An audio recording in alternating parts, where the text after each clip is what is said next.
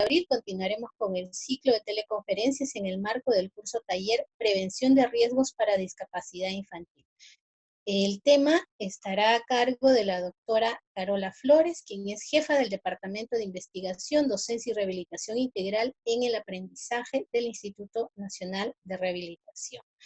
El tema es Manejo Integral de Discapacidad para el Aprendizaje y Soporte Familiar. Quisiera recordarles que cualquier pregunta, duda o consulta pueden hacerlas llegar en cualquier momento usando el chat para ser respondidas al final de la exposición. Muchísimas gracias por su atención, doctora Flores. La dejamos con su público.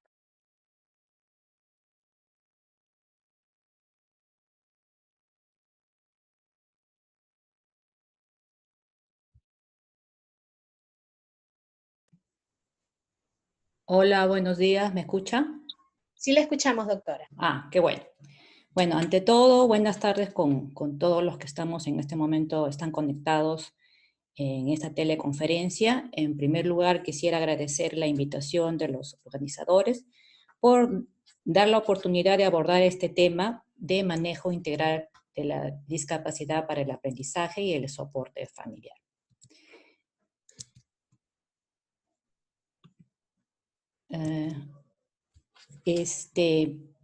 Siempre que nosotros evaluamos en la consulta a niños que tienen factores de riesgo, siempre más vemos lo que es la función motora y muy pocas veces nos preocupamos por las funciones mentales superiores, ¿no? Y entonces es ahí cuando muchos niños recién ven los padres o los profesores cuando están ingresando a la etapa escolar los problemas que pudieran presentar en su aprendizaje, ¿no? Y acá lo importante es que se haga una detección temprana para, obviamente, dar un tratamiento oportuno y que cuando estén ya más grandecitos no presenten mayores problemas en su aprendizaje. ¿Qué cosa es los trastornos de aprendizaje? Es muy amplio todo lo que involucra este trastorno, pero vamos a dar conceptos básicos.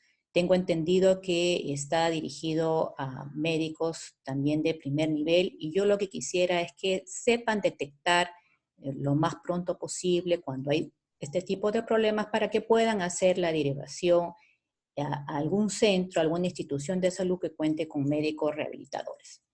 Los trastornos de aprendizaje son los trastornos del neurodesarrollo, como estamos viendo, más prevalentes, estamos leyendo en la población, y afecta más o menos al 10% en la edad escolar.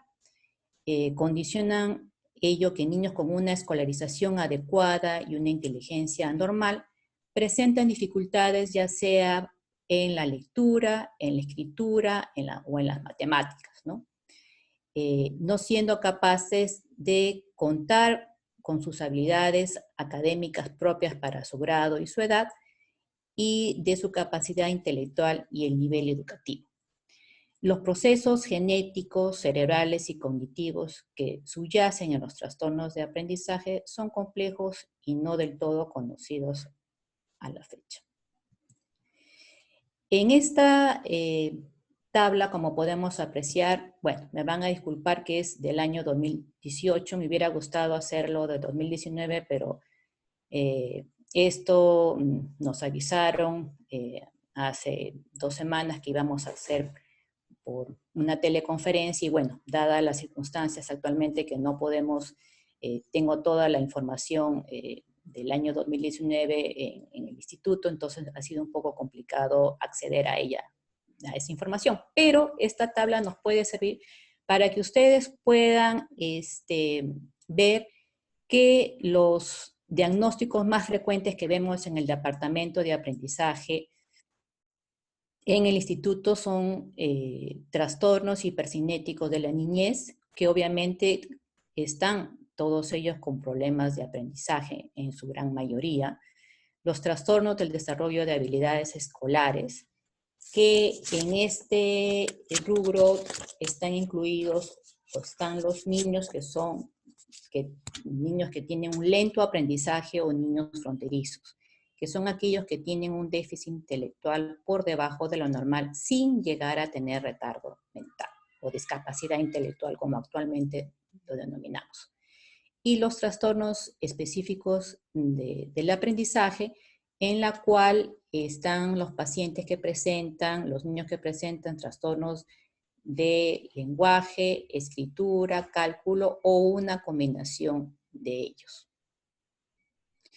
Y en menor proporción vemos niños con problemas de aprendizaje y que están dentro del espectro autista, pero que son altamente funcionales.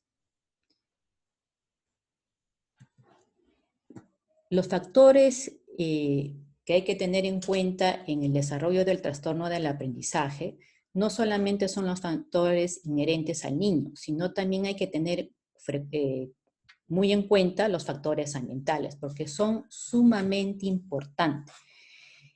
Se ve que hay niños que tienen a veces una capacidad intelectual adecuada, no tienen mayores problemas físicos, problemas de otra índole visual, auditivo, físicamente, pero sí tienen problemas de aprendizaje y eso a veces se lleva a que están en un ambiente, en un hogar disfuncional, que han sido cambiados de escuela por cuestiones domiciliares, por cuestiones económicas de los padres, y entonces eso a veces conlleva también a que estos niños presenten problemas de aprendizaje. Entonces hay que tenerlo muy en cuenta cuando hagamos la evaluación en estos niños y en el momento que hacemos la anamnesis.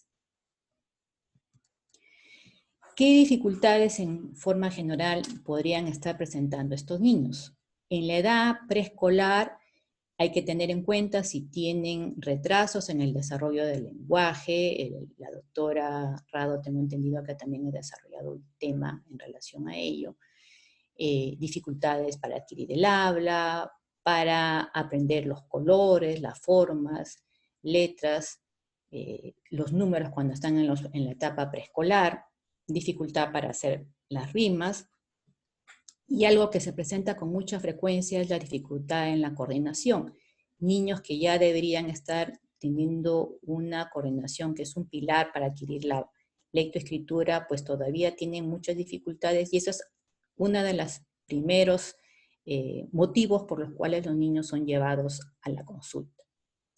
Y también hay que tener en cuenta a veces que hay niños que en edades muy tempranas presentan problemas de atención, que conforme van creciendo esta atención debería ser más sostenida en el tiempo.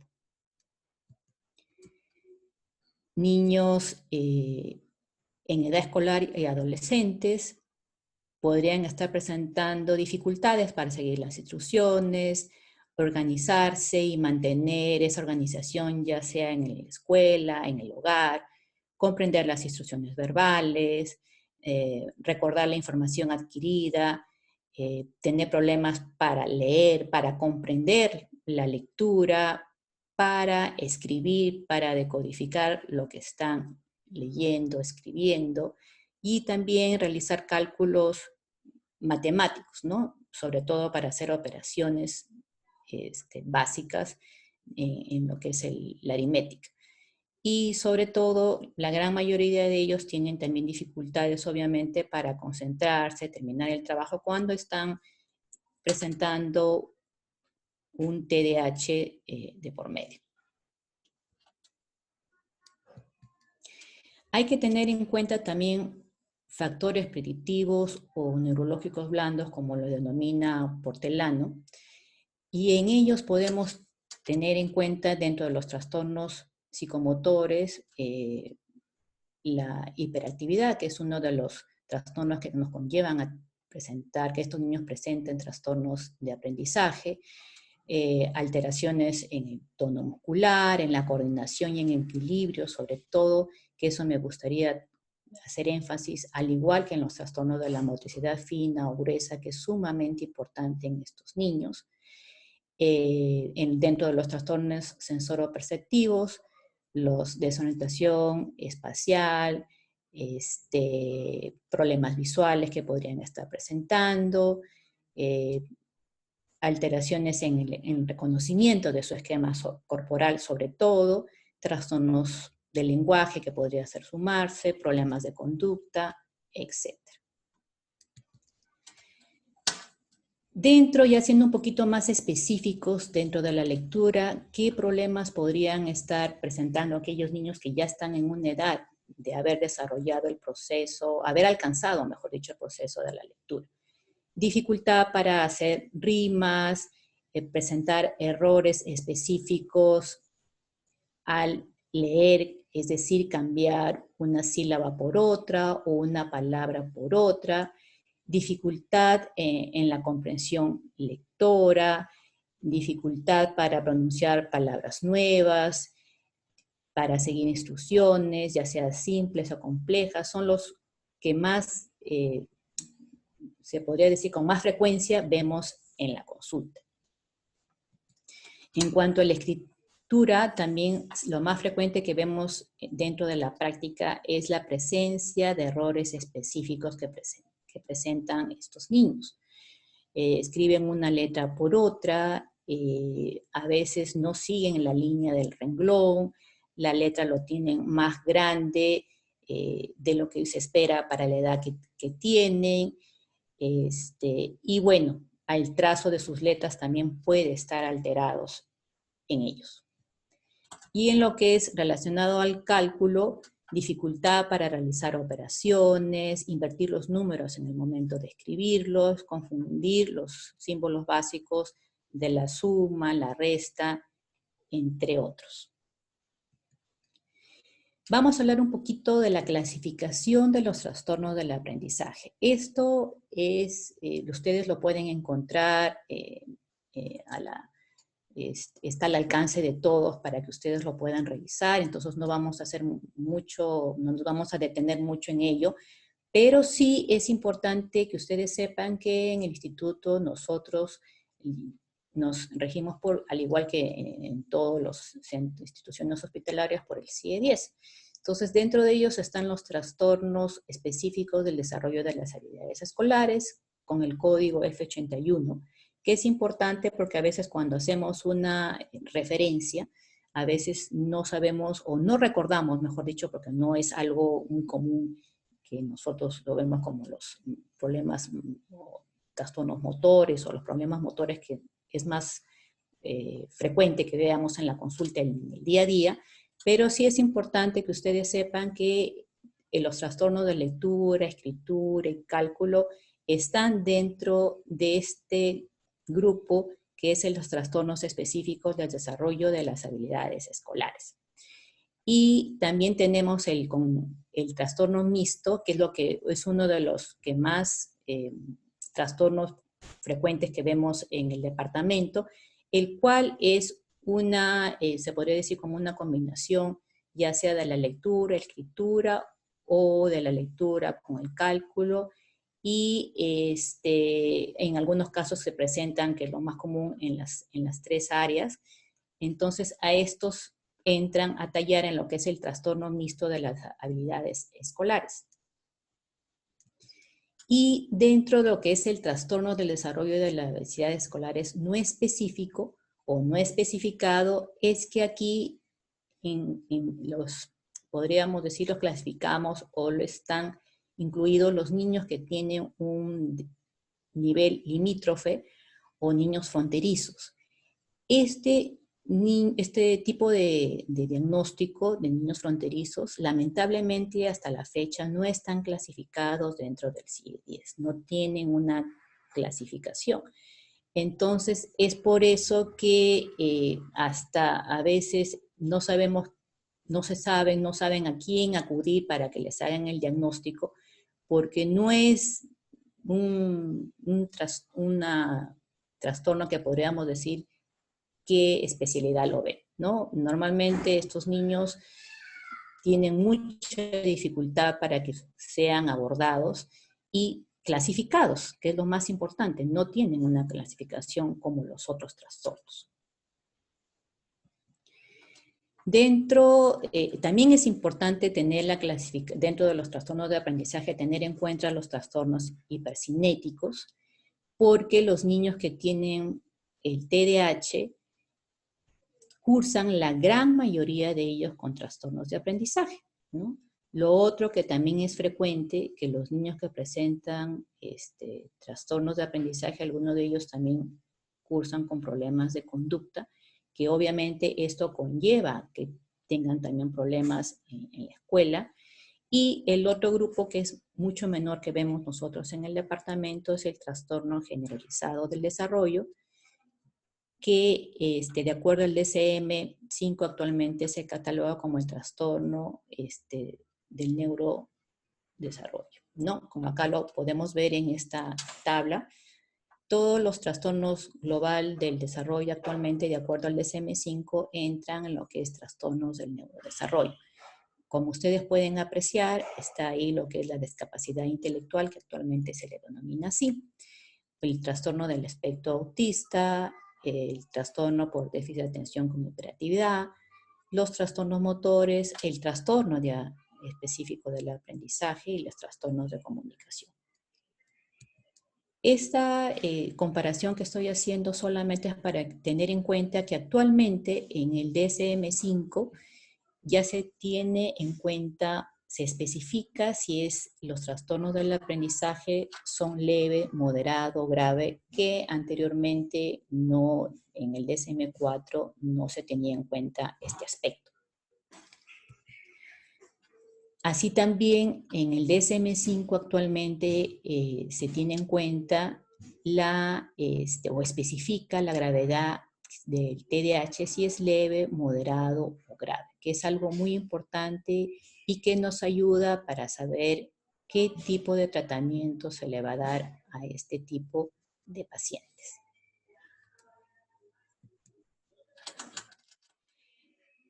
Bueno, esto para nuevamente puntualizar que actualmente todo lo que antes denominábamos trastornos generalizados del desarrollo, ahora se lo conoce, de acuerdo al DSM-5, está agrupado en lo que es trastornos del espectro autista. Dentro de los criterios diagnósticos, actualmente el DSM-5 nos ayuda mucho en cuanto a qué criterios podemos tener para catalogar un trastorno específico del aprendizaje. Son 4 criterios que los 4 tienen que estar presentes para hacer el diagnóstico. El primero es la dificultad en el aprendizaje, en la utilización de las actitudes académicas, que por lo menos tienen que estar presentes durante los 6 últimos meses, y tener dificultades en la lectura, como ya les estaba explicando, dificultades para la comprensión, dificultades en la expresión escrita, en el cálculo. El criterio B, como ustedes pueden apreciar, es que niños, estando sus actitudes académicas afectadas, están por debajo de lo esperado para la edad cronológica y que interfieren obviamente con su rendimiento académico. Y niños que comienzan la edad escolar, pero que pueden no manifestarse totalmente hasta que las demandas del colegio o de la currícula les vean sus limitaciones.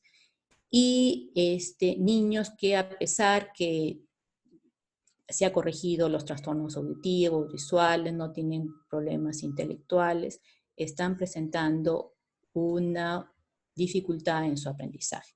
Deben estar presentes estos 4 criterios de acuerdo a la evaluación clínica que haga el especialista para poder, y teniendo en cuenta también los informes escolares, la evaluación pedagógica, psicológica que tengamos, para poder decir que tienen un trastorno específico en el aprendizaje. Entonces, cuando hay bajo rendimiento escolar, ¿qué nos puede, o qué es necesario evaluar para poder nosotros, aparte de la evaluación clínica que hagamos, decir que este niño tiene un trastorno del aprendizaje? Hay que solicitar una evaluación psicométrica si lo creemos pertinente y si contamos con el psicólogo, hacer también un estudio psicológico, evaluar las capacidades de lectura, escritura, matemáticas, solicitar las evaluaciones neuropsicológicas o pedagógicas, si contamos con profesoras en las entidades que trabajamos, y todo ello después que reunimos todo, los exámenes solicitados y de acuerdo a la evaluación que hemos hecho de este paciente, pues definir si tiene o no un trastorno específico del aprendizaje. ¿Qué me podría conllevar el diagnóstico o una intervención tardía? ¿No es cierto? Que a veces, como les explico, algunos pacientes llegan cuando ya están en tercero de primaria, cuarto, a veces cuando están en la secundaria, ¿no? Entonces, fracaso escolar, mucha frustración por parte del paciente, del alumno, con tener una autoestima muy baja, no tener ya asociado problemas conductuales, ser un niño que tenga conductas o presente conductas disruptivas, problemas para la adaptación familiar, etc. Entonces, el abordaje en general que hay que tener en cuenta para este tipo de pacientes, es bueno saber que entra a tallar el médico rehabilitador, el médico psiquiatra también, porque a veces es necesario hacer una interconsulta a ellos para descartar algún problema de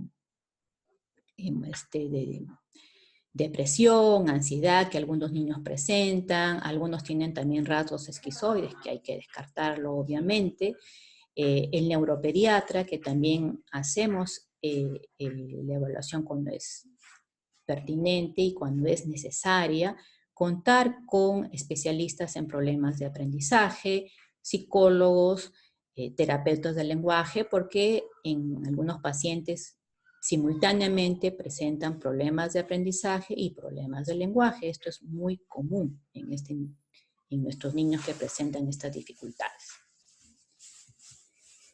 Y quería darles un alcance, sobre todo en relación a cómo es que nosotros en el departamento de aprendizaje manejamos a los niños que tienen estas dificultades. Hacemos, como en cualquier paciente que acude a consulta, hacemos la anamnesis, en la cual se pregunta al familiar que lleva a la consulta el motivo por el cual están acudiendo. Hacemos un historial de sus antecedentes prenatales, perinatales, postnatales, para ver si ha tenido alguna dificultad, algún factor de riesgo que es importante descartar.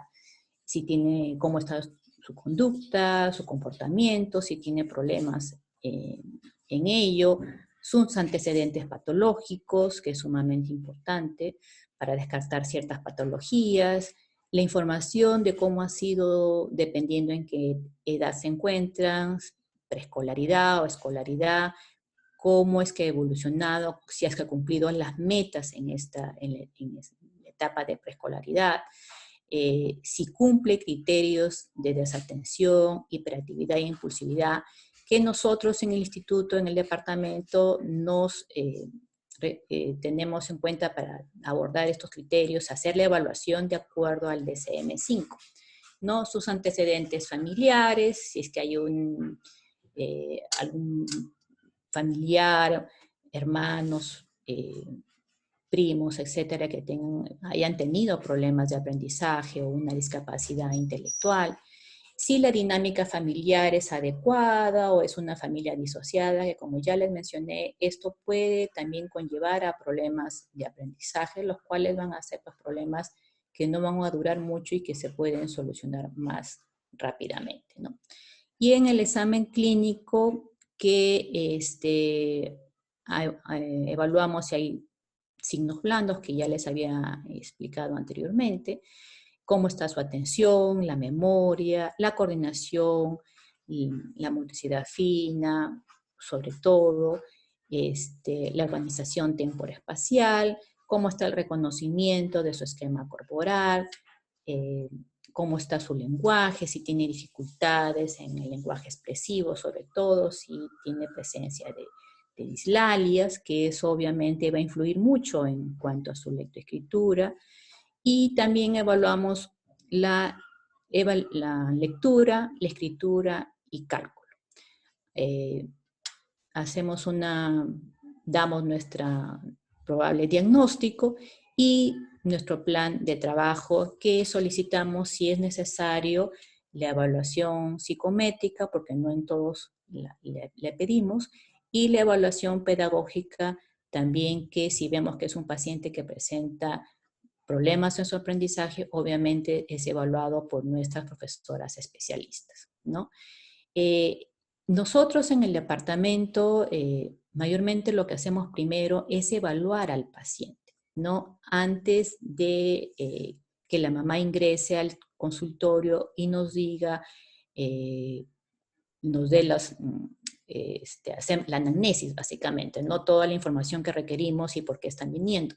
¿Esto con qué fin lo hacemos? Para no tener una idea ya preformada de por qué es que el niño está trayendo, o sea, lo están trayendo a la consulta, ¿no? Entonces es importante para que nosotros tengamos una idea clara de qué, sin tener ya una idea de por medio por qué la mamá lo está trayendo, y podemos dar nuestro diagnóstico con mayor exactitud y claridad sin tener alguna otra información que nos esté conllevando pues a dar un diagnóstico errado, ¿no? Este es un cuadro que he tratado de hacer para que ustedes sepan qué es lo que ofrecemos en el departamento, cuáles son las terapias que damos. Pero antes de ello, me gustaría también mencionar que la evaluación que hacemos nosotros en los pacientes es de 1 hora, ¿no? Sobre todo cuando son pacientes nuevos, y cuando son pacientes continuadores son de 25 minutos. Con esto se pueden ustedes dar cuenta que es muy difícil que en un primer nivel, pues un médico pueda hacer una evaluación tan minuciosa y detallada en lo que es el área de aprendizaje, ¿no? Eso es entendible, lo tenemos muy claro. Es por eso que queríamos presentar este tema para que ustedes puedan tener idea de cómo pueden detectar, y si el paciente presenta algún problema, pues mandarlo a los centros que cuentan con un médico rehabilitador, ¿no? Entonces, es una evaluación que mayormente hacemos con el paciente, lo evaluamos entre 30, 40 minutos a veces, y el resto de tiempo, 20 minutos a media hora, que nos dedicamos a realizar la anamnesis con la madre, ¿no? Dentro de lo que es las terapias, nosotros ofrecemos terapia de psicomotricidad para niños que son más pequeñitos, que están en edad preescolar, y la terapia psicopedagógica, que es para niños que están de los 6 años hasta antes de los 15, 13 años básicamente, porque cuando están más grandecitos ya hacemos lo que es orientación psicopedagógica, que es menos sesiones, son 3 fechas nada más, 3 sesiones, porque estos niños ya tienen dificultades mucho más puntuales y específicas, y son niños ya grandes que entienden, en las cuales podemos trabajar con ellos.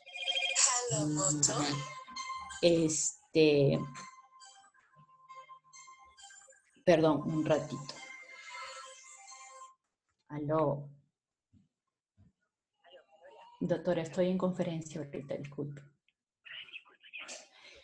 Disculpen la interrupción, era mi jefa.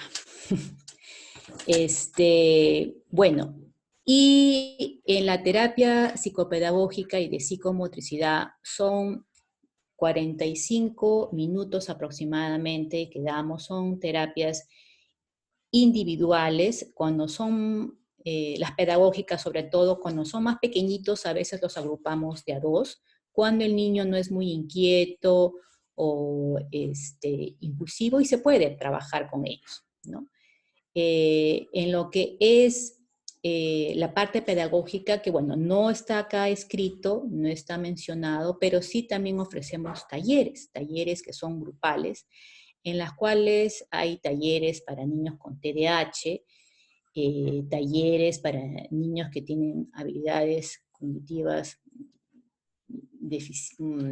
como que presentan dificultades, pero que pueden trabajar en grupo, como son los niños de lento aprendizaje, y talleres de grafomotricidad, que ahí sí agrupamos a niños entre 4 a 5 pacientes más o menos. En lo que es relacionado a la psicología, a la parte psicológica, tenemos lo que es terapia de modificación de conducta, orientación psicológica y también talleres para padres. En lo que es terapia de modificación de conducta y orientación psicológica son sesiones que duran 60 minutos aproximadamente, 1 hora. Lo que es modificación son sesiones mucho más seguidas, son un paquete de 6 sesiones que ofrecemos a los padres y niños, y la orientación psicológica sí es una vez al mes promedio. Entonces, de acuerdo a la evaluación que nos entrega el psicólogo, nosotros vemos qué pacientes presentan o es necesario que lleven modificación de conducta o orientación psicológica. También en la parte psicológica ofrecemos talleres para los padres, que es el taller de pauta de crianza, taller de relajación, de autoayuda para las madres, para los chicos, para los niños hay taller de autoestima, taller de relajación, taller de adolescencia y sexualidad, taller de habilidades sociales. Entonces, de acuerdo a lo que nosotros vemos conjuntamente con el psicólogo que está a cargo del paciente, vemos qué es el taller más apropiado y adecuado para ofrecer a estos niños y a estos padres. En relación a los servicios sociales, la asistenta social nos ayuda con la evaluación, con el estudio social que ella elabora, brinda también la orientación social de ser necesaria, y también el equipo multidisciplinario del departamento realiza visitas escolares en los colegios. Este equipo multidisciplinario está conformado por un médico rehabilitador, por una psicóloga, por una profesora especialista en problemas de aprendizaje, y acude también la asistenta social. Entonces, van a los colegios ¿con qué fin? Con el fin de informar a la profesora de aula cuál es el diagnóstico que tiene el niño, qué tratamiento está llevando en nuestro departamento, y también les damos sugerencias de cómo podrían trabajar en el aula, ¿no? Esta visita escolar obviamente se hace previa coordinación con la institución educativa. Si la institución educativa no está de acuerdo, lamentablemente pues no podemos brindar este apoyo. ¿Por qué? Porque nosotros somos Ministerio de Salud, ellos son Ministerio de Educación, y obviamente no es algo que nosotros les obliguemos a que se pueda realizar la visita escolar. Pero la gran mayoría de colegios, casi al 98% se podría decir, que acceden, y al contrario, están muy conformes con las visitas escolares que el departamento realiza, porque es una forma también de ayudarlos a ellos, y ellos a su vez nos retroalimentan a nosotros para ver cómo está evolucionando nuestros pacientes. Y también brindamos talleres de escuela para padres, que son 4 talleres que damos al año, dirigidos a los padres de familia para que puedan ayudarlos con los temas que desarrollamos, y tengan una visión mucho más completa, se podría decir, cómo es que podrían ayudar a sus niños que tienen problemas de aprendizaje. Los objetivos de abordaje en el departamento de aprendizaje es brindar las herramientas necesarias para que sus habilidades básicas y cognitivas del paciente estén acorde a su grado y edad. No es que hagamos una nivelación, ¿no? Eso hay que tenerlo muy, muy claro, porque hay padres que piensan que la terapia que se les brinda es como una nivelación que vamos a hacer en aquellos niños que tienen problemas de aprendizaje. Y esa no es nuestro objetivo, no es nuestra meta. La meta es brindarle las herramientas que el niño debe tener para que pueda mejorar sus habilidades básicas y cognitivas y con ello pueda mejorar las dificultades que presentan en su aprendizaje, ¿no? Y eso se ve reflejado en sus calificaciones que van mejorando, en la responsabilidad que va adquiriendo en día a día, en las tareas académicas que le dejan, etc. El abordaje que tenemos en el Departamento de Aprendizaje, el equipo multidisciplinario con el cual contamos, está obviamente a la cabeza el médico rehabilitador, la profesora especialista en problemas de aprendizaje, lo que es la trabajadora social. Tenemos mucho trabajo que hacemos con los padres de familia, como ya les estaba mencionando, el psicólogo, obviamente, que tiene que estar presente, que es uno de los pilares importantes, al igual que las profesoras en estos pacientes, y obviamente también el soporte de las instituciones educativas. Este flujograma les quería presentar para que ustedes vean, los que están en primer nivel, si un médico general evaluó un paciente, ve si tiene dificultades en su desarrollo psicomotor, identifica que hay factores de riesgo, si pueden pedir un informe pedagógico al colegio en buena hora. Entonces, si identifican que tiene problemas de aprendizaje, si no identifican, mejor dicho, bueno, queda ahí. Y si ven que ustedes presentan un problema de aprendizaje, bueno, lo mandan a un nivel 1 o 2 que cuentan con un médico rehabilitador, quien va a hacer las evaluaciones necesarias en este niño. Si ve que lo puede solucionar en ese nivel, pues en buena hora, ahí lo tratan al paciente, le dan el manejo respectivo y lo van controlando cómo va. Y si ven que es necesario mandarla al tercer nivel, que es en este caso nosotros, en buena hora que estos niños sean detectados y tratados oportunamente, y bueno, nosotros ya les daremos el tratamiento global que necesitan estos niños. Este es un cuadrito que les podría ayudar para que ustedes se puedan guiar de cómo poder atender a estos pacientes si es que llegaran a presentarse. Para finalizar, básicamente lo que quiero que ustedes tengan en cuenta, como ustedes han podido ver, son unas pinceladas que hemos dado, porque es muy amplio. Con los residentes nosotros tocamos tema por tema cada una de las dificultades que se presentan en los problemas de aprendizaje, pero lo importante y lo que quiero que quede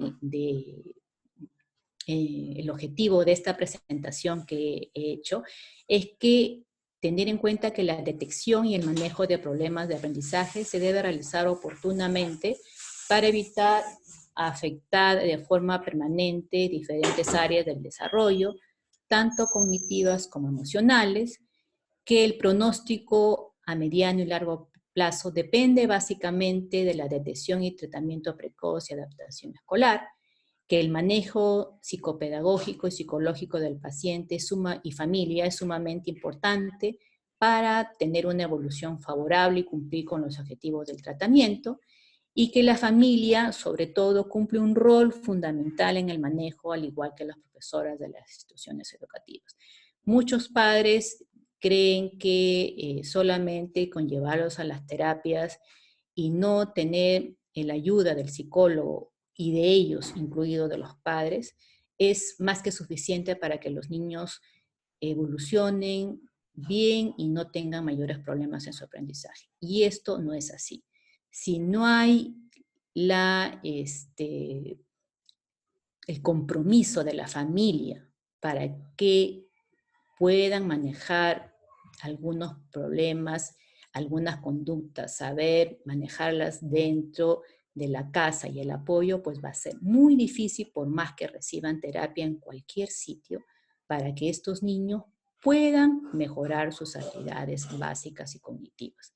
Entonces, eso es mi mensaje fundamental y principal de esta ponencia, perdón, que sea detectado a tiempo por los colegas de primer nivel y puedan ustedes hacer el diagnóstico eh, tempranamente y de acuerdo a sus, eh, con lo que cuenten en sus áreas, si cuentan con psicólogos, con terapistas del lenguaje, pues apoyarlo, terapistas ocupacionales, que también nos es de mucha ayuda, ayudarlos para que estos niños puedan cuanto antes recibir el tratamiento oportuno. Esa era la ponencia que quería llevarles. Creo que les doy las gracias por haber estado enlazados y si hubiera alguna pregunta que quisieran realizar, bueno, estoy a su disposición. Bien, muchísimas gracias, doctora Carola Flores, por esta excelente presentación y tenemos varias preguntas del público. Voy a pasar a leérselas. Nos dicen, buenas tardes. ¿Recomendaría que un niño con problemas para atención y concentración y de aprendizaje en edad escolar primaria lleve rehabilitación en casi todas las áreas?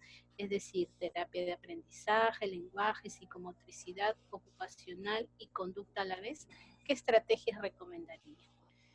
Bueno, sí, lamentablemente a veces es necesario que lleven todas esas terapias dependiendo, por eso les estaba mencionando de las patologías que pudieran tener agregadas, ¿no?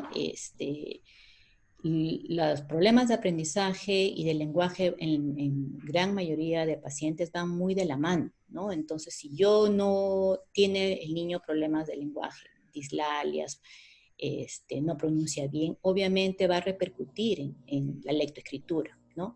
Si el niño no tiene una buena coordinación motora, una motricidad fina, gruesa, adecuada, no ha alcanzado a desarrollarla como debe ser, también va a influir en su aprendizaje, ¿no?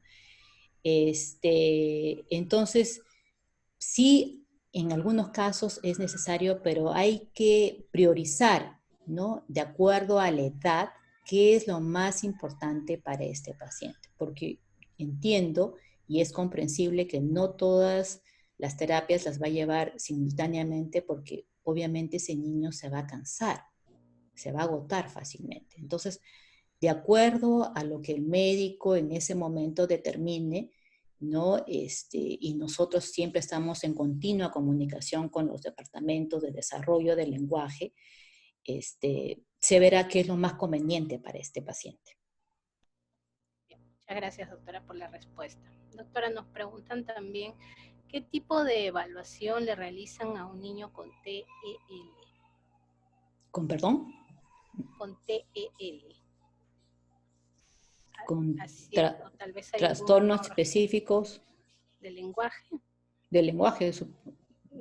¿Cuál era la pregunta? me distraje. ¿Qué tipo de evaluación le realizan a un niño con TEL? Bueno, supongo que será trastorno específico o de la escritura, ¿no? A todos los niños, asumo que es eso, a todos los niños que tienen, primero en la evaluación clínica vemos que tienen los tipos de problemas, son muy pocos los que presentan trastornos específicos de escritura así como tal puros, pero todos ellos van a una evaluación psicopedagógica que le hace la profesora en nuestro departamento, que son profesoras especialistas en aprendizaje. Les aplican actualmente en el instituto, le estamos aplicando lo que es el Evalúa.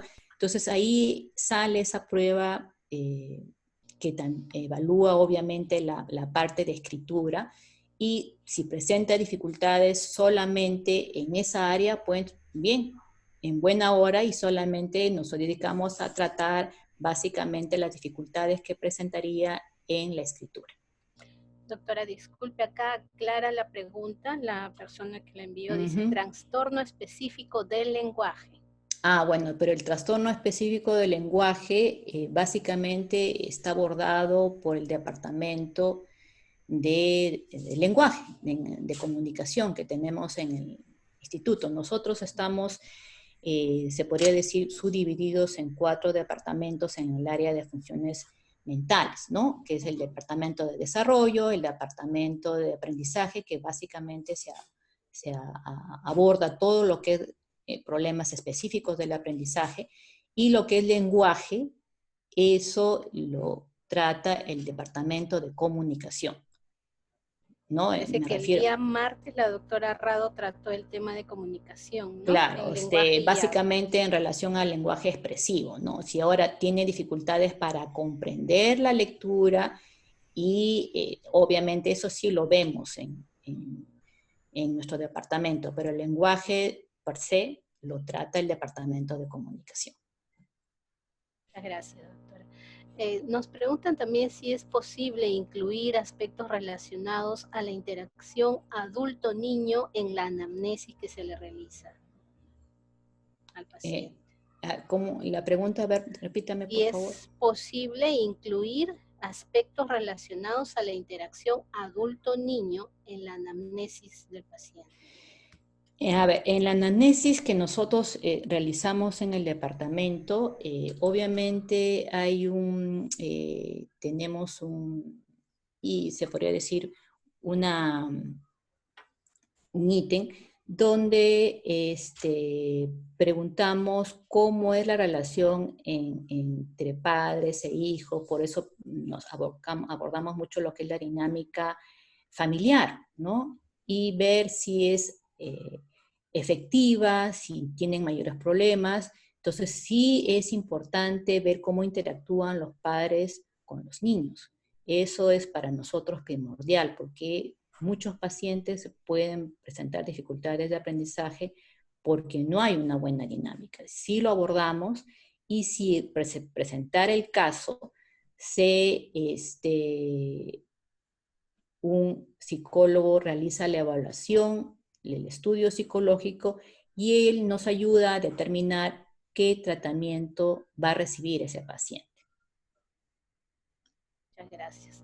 Doctora, nos preguntan también cuáles son los indicadores más precoces de discapacidad en el aprendizaje que pueden detectarse y a partir de qué edad se detectaría.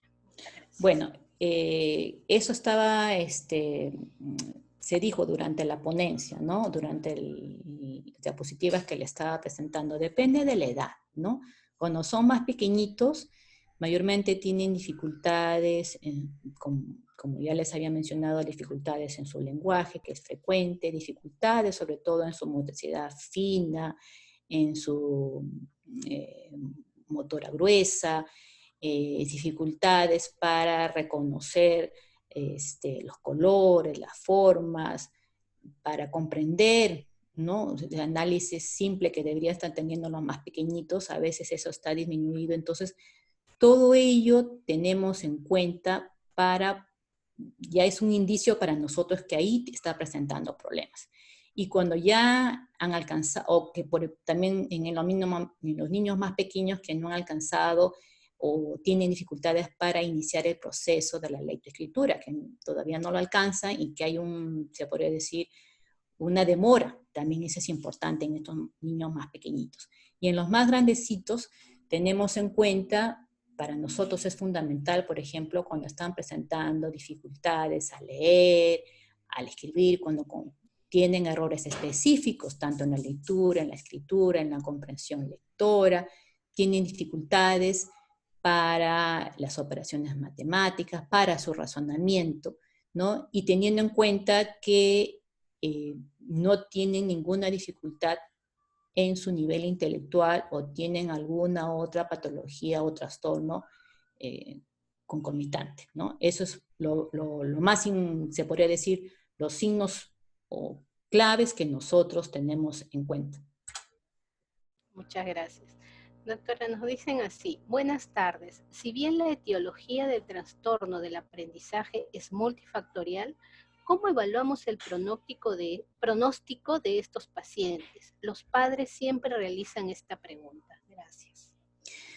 Bueno, si bien es cierto, es como acaba de decir la persona que ha preguntado, que es multifactorial,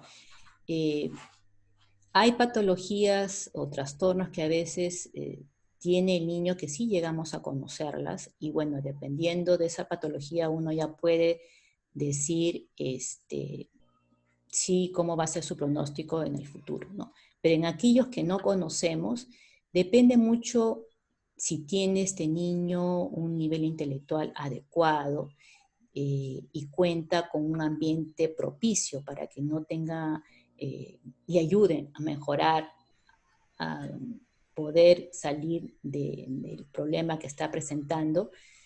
Todo depende mucho de la evolución que estos niños presentan, ¿no? Mayormente niños que tienen, por ejemplo, problemas de TDAH y que tienen un nivel intelectual adecuado, salen rápido, no se podría decir rápidamente, pero sí a un corto o mediano plazo. Aquellos niños que tienen un lento aprendizaje que ya les había mencionado, por ejemplo, que tienen un nivel intelectual por debajo de lo normal, sin llegar a tener una discapacidad intelectual, en ellos sí, lamentablemente, pues pueden llegar a mejorar, a tener sus habilidades básicas, pero siempre van a estar por debajo de la edad que les corresponde o van a aprender con mucha lentitud. Entonces, ellos sí van a tener pues una terapia muy prolongada, ¿no? Entonces, todo depende de la evolución que tienen estos niños, del apoyo familiar que les pueden dar. Si nosotros tenemos la causa, sabemos exactamente cuál es mucho más fácil dar un pronóstico. Pero en aquellos que no, para resumir, sería de acuerdo a la evaluación y al ambiente que le rodea a este niño, que es y el apoyo de los padres y profesores, que es fundamental en ellos. Muchas gracias.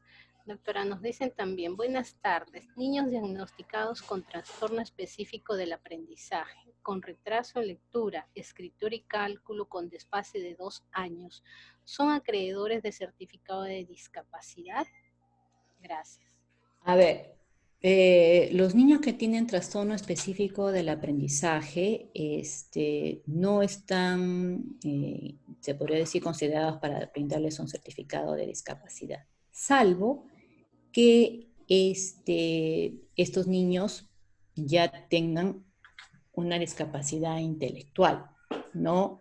Ni los niños que son de lento aprendizaje, niños fronterizo, tampoco se les da un certificado de discapacidad porque, como ya les mencioné anteriormente,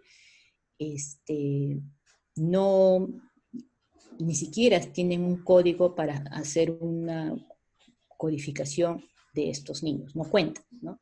Entonces, pero ya con 2 años de atraso, o sea, eso ya me llamaría a mí mucho la atención, ¿no? Ahí habría que indagar más y ver si tiene, qué le está conllevando esa dificultad en su aprendizaje.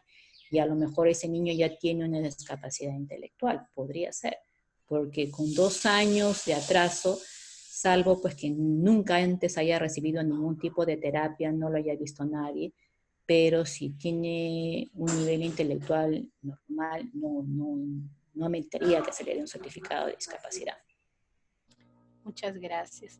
Doctora, nos preguntan también qué coordinaciones se realizan con el sector educación para no duplicar, sino complementar el trabajo.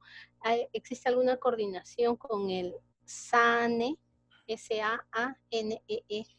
Sí, sí, sí. Bueno, en cuanto a ministerios, se está tratando de que haya una mejor coordinación de ministerio a ministerio, para decirlo así. Pero nosotros en el departamento, en el instituto, lo que hacemos es las coordinaciones mediante las visitas escolares que ya les había mencionado, ¿no? Entonces, siempre estamos en contacto con aquellos colegios que nos piden, por favor, que brindemos el apoyo en ese aspecto y lo hacemos así, hay una coordinación, ¿no? Pero si nos podemos formalmente hablar, se podría decir, de ministerio a ministerio, por el momento no hay como tal. Pero en nuestro departamento sí tratamos de estar en contacto con los profesores a través de los padres o de lo contrario mediante la visita escolar si es necesario. Muchas gracias. Doctora, nos preguntan también, dice, muchas gracias por la ponencia tan completa. ¿Existe o se está elaborando algún plan para retomar las consultas externas o atenciones luego de la restricción del aislamiento social? Por ejemplo, limitar las atenciones grupales o de pacientes con comorbilidades. ¿El INR publicará alguna normativa para el resto de los centros o se dejará a criterio de cada institución? Bueno, obviamente dependemos mucho después que se levante esta cuarentena de qué medidas nos dé el MINSA, ¿no? En forma general. Y después cada institución hospitalaria, de acuerdo a las necesidades que presentemos, supongo que tomaremos las medidas respectivas. Ya nos han convocado para que veamos qué medidas vamos a ir tomando. En relación a los talleres grupales, yo lo veo un poco difícil que se retome prontamente, porque lo que justamente no queremos es que haya agrupación de personas, ¿no? Eso es lo que queremos prevenir para evitar mayores contagios. Ya veríamos si lo hacemos como lo estamos haciendo ahorita, una teleconferencia, y al igual que los psicólogos también, a lo mejor optamos por ese medio si es que hay algo grupal. De verdad que tendríamos que sopesar qué tanto se va a aperturar la consulta externa, y de hacerlo, bueno, pues tendríamos que tomar todas las medidas necesarias, ¿no? Para evitar justamente la propagación del virus, ¿no? Entonces, eso es algo primordial y sobre todo, como dijo la persona que ha preguntado, en aquellos niños que tienen comorbilidades, ¿no? Que a veces están más propensos a infectarse, ¿no? Y no a desarrollar quizás la enfermedad, pero sí a ser una persona que pueda llevar el contagio, ¿no? Muchas gracias. Y para concluir, antes, para la persona que estaba preguntando, en todo momento, en todo caso, perdón, ya estaríamos informando a través de la página oficial del instituto cómo es que se tendría que retomar este tipo de actividades, ¿no? Y eso ténganlo en cuenta porque de todas maneras se tendría que dar, ¿no? Muchas gracias. Doctora, nos dicen dónde podríamos tener acceso a la estadística de los niños y niñas en edad escolar que recibe atención integral. Que reciben atención integral, supongo que se refiere en relación a nuestra área. Aprendizaje, sí. Bueno, eso obviamente hay un departamento de informática, estadística, que cuenta con esos datos, ¿no? Que nos dan a nosotros a conocer, y se podría acceder bueno, posteriormente, porque ahorita pues estamos un poco limitados. Es por eso que yo no les he presentado la estadística del 2019, ¿no? Porque todavía ha sido tan la cosa, recién estábamos en el mes de marzo y bueno, es cuando ellos empiezan a compaginar y solicitamos nosotros la estadística, ¿no? Pero sí se puede acceder definitivamente, ¿no? Dependiendo quién lo está solicitando también, ¿no? ¿Y para qué, con qué fin? El objetivo, claro que Lógico. Sí. Bien, de tal manera tendría que hacer la petición por los canales formalmente, regulares, ¿no? Exacto, sí, exacto. Muchas gracias. Doctora, nos preguntan también, nos dice así: doctora, he podido observar que en diferentes oportunidades, estando un paciente en tratamiento con el médico psiquiatra, se tiende a pasar al paciente a consulta con psicología. ¿Cuál es el objeto de esto? Si ya está en tratamiento con psiquiatría. Bueno, es que el psiquiatra es el especialista que diagnostica qué dificultades tiene ese niño, ¿no? Lo que es problemas, puede ser de conducta, puede ser depresión, ansiedad. Entonces, es necesario que tenga la ayuda de un psicólogo para trabajar con los padres y manejar las conductas inadecuadas que este niño presenta. Acuérdense que el psiquiatra, obviamente, salvo que haga pues un psicoanálisis cuando estamos personas ya adolescentes o mayores, que se puede trabajar, y psicoanalistas que se dedican a hacer este tipo de terapias, los psiquiatras, algunos de ellos, pero en los más pequeñitos pues es difícil, ¿no? El psiquiatra los evalúa, ve cómo es su comportamiento, pero obviamente necesita del apoyo de la orientación psicológica. Eso es importante y los padres tienen que comprender. O sea, a veces no todo se maneja con fármacos, ¿no? A veces no es necesario, solamente es el apoyo del psicólogo, ¿no? De trabajar con el psicólogo. Ellos son personas que están capacitadas, puesto que también son profesionales que han estudiado 4 o 5 años, no recuerdo ahorita muy bien cuántos años son, pero son profesionales que están con toda la capacidad para poder ayudar a los padres y pacientes de requerirlo, ¿no? Muchas gracias, doctora. Tenemos muchas preguntas, pero voy a leer, bueno, en aras del tiempo, la última para poder cerrar esta charla. Nos dicen si hay un trabajo específico con la familia, porque muchas veces el entorno familiar es una barrera para el aprendizaje del niño, niña y adolescente. En tal caso, en la experiencia del instituto, ¿cómo es el trabajo con la familia, ¿no? Bueno, como ya lo había mencionado anteriormente, para nosotros es fundamental trabajar con la familia, ¿no? Es un pilar, se podría decir, uno de los pilares más importantes que nosotros tenemos en cuenta.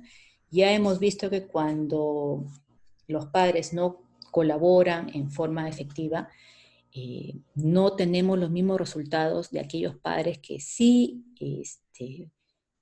están pendientes de las actividades, de las terapias que se le brindan a sus niños, ¿no?